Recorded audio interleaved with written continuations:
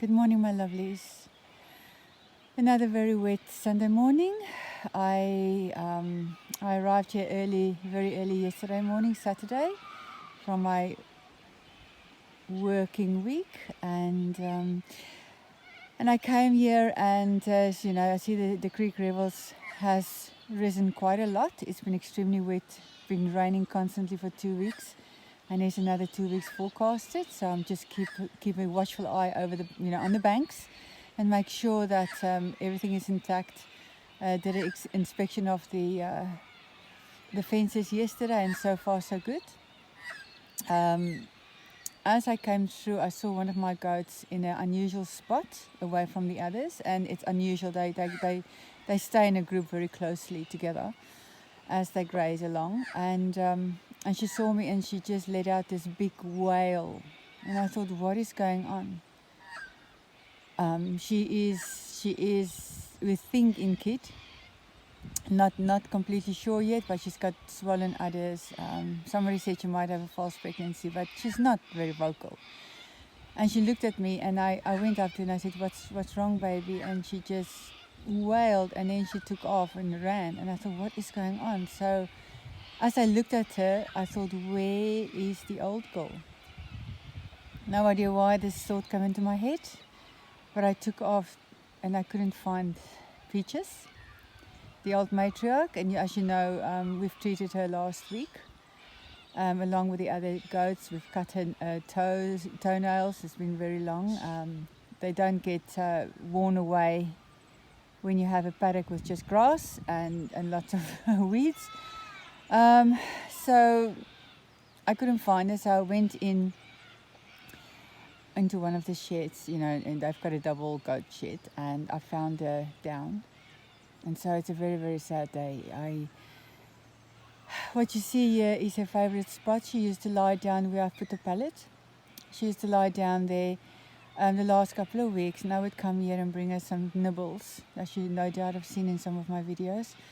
And, she started losing her teeth. She had the molars left, and she could chew well.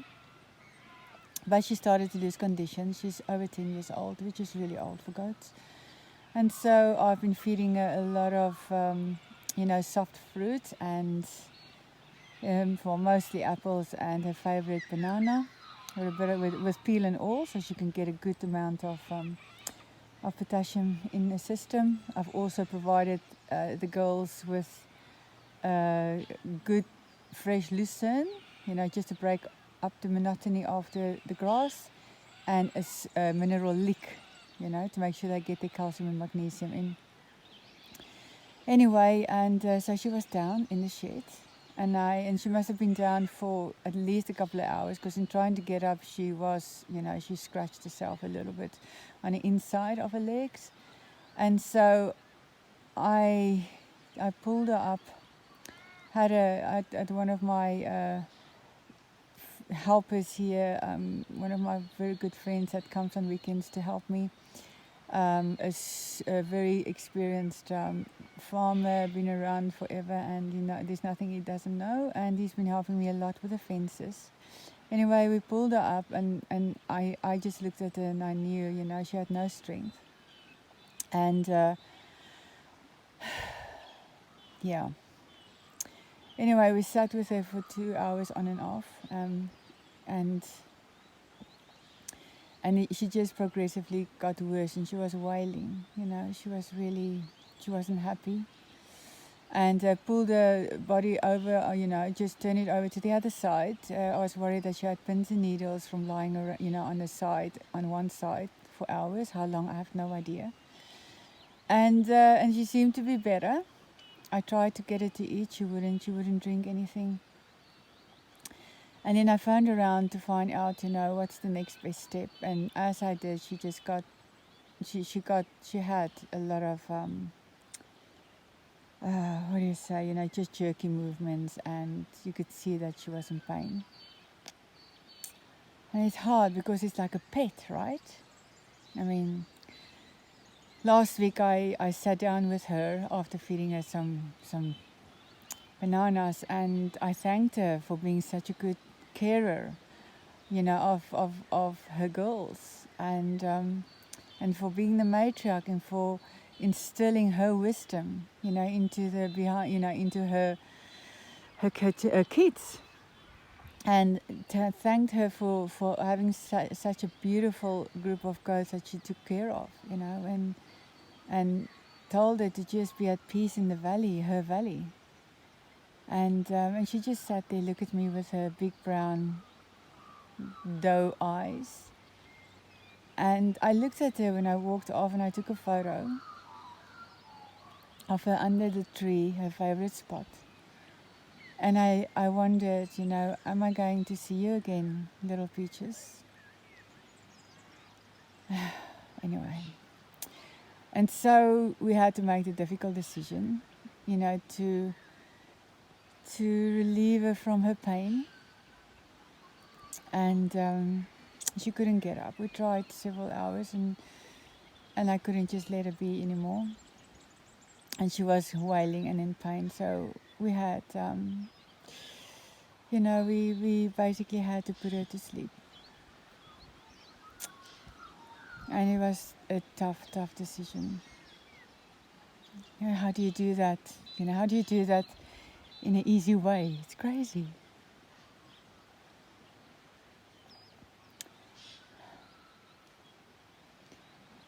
And it is a funny thing. I looked over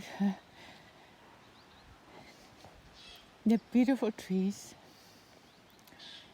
and I wasn't present. I refused to be there. I just walked out and looked over the trees, and there was this wise old tree that I often stand under and talk to, and I say, what is the next direction, or what do you think this decision should be? And often I just sit still under this old tree, and the solution comes. And as I stood watching this tree, just give myself 5 minutes, and it's actually this big glow rose from this tree.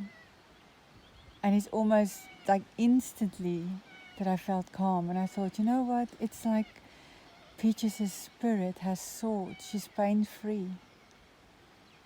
And it was like 2 minutes, and I just ran back to the shed where she was taken care of. And I said, she passed away 2 minutes ago.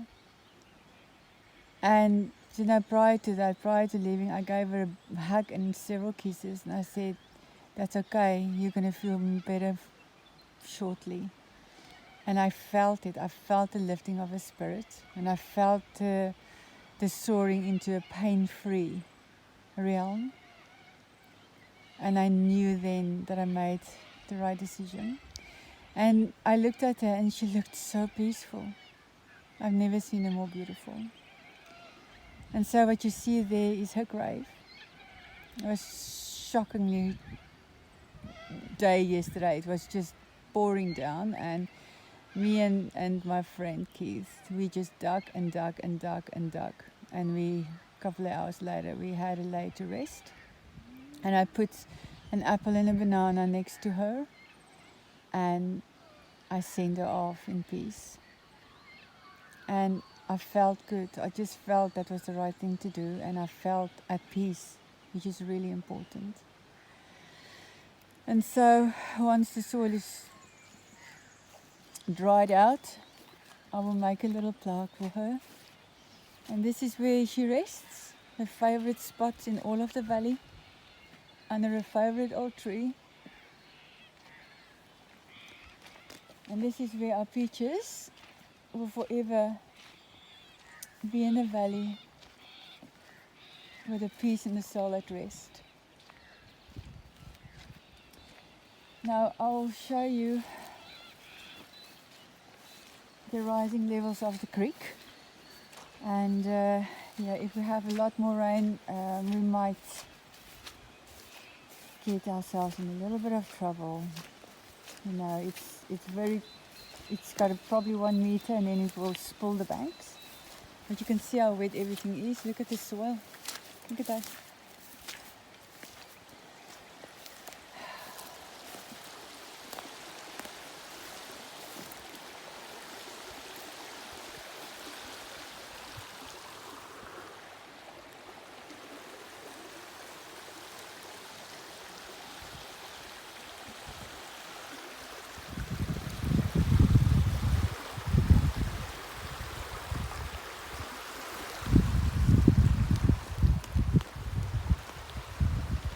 very high. It's the highest I've seen.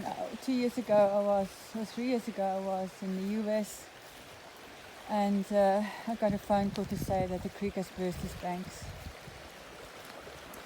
And my place was flooded, not the house itself, but the plains around my cottage was flooded. And it took a lot of hard work, manual hard work, to clear the debris from my fences. But the good thing was I took the debris and I changed, and I left it for a couple of weeks and then used it as mulch around my trees. So trying to make a good experience out of it. And so yes, there's nothing mechanical on this farm. Everything I do manually. I dig the holes for my trees manually. Everything, me and my spades and mattocks and wheelbarrow. So there you go. You can see how high the levels are at the moment. And so that's the creek, and that's the house.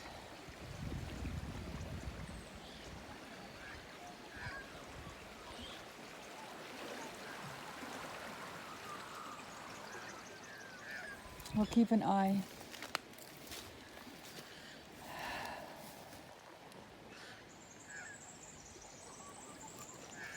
Anyway, my lovelies, I hope you have a wonderful, wonderful day or evening.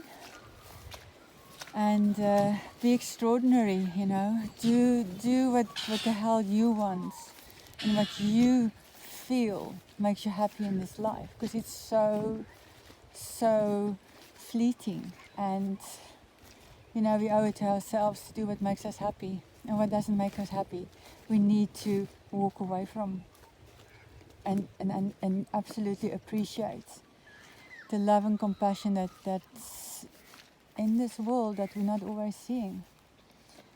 And if you fall in love with a creature or a human or a tree, revel in it. Just love it. And be compassionate and be kind and be caring. That's all that matters.